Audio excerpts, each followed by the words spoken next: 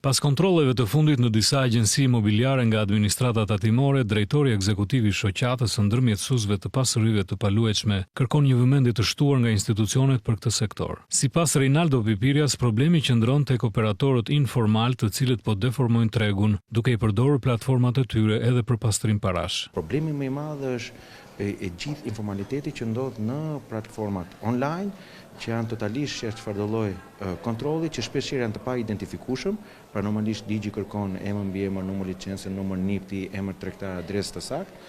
Kjo pjesë nuk i ka, dhe në të njëjtën kohë duke qenë të pa identifikueshëm dhe jashtë çdo kontrolli, mund të përbëjnë risk jo vetëm për informalitet dhe evazion, por edhe për fenomene si pastrim parave. Gjithashtu Pipiria kërkon të bëhet kujdes me informacionet e pa analizuara dhe përgjithësuese, të cilat sipas tij dëmtojnë imazhin dhe punën e punonjësve të ndershëm. Në fakt ne kemi shprehur shqetësimin ton për disa elemente të kontrollet të fundit të drejtorisë të përgjithshme të tatimit dhe timit tatimor, kryesisht kanë qenë me mënyrën se si janë ekzekutuar si kontrollet. Nga ana tjetër kemi shprehur shqetësimin ton me mediatizimin.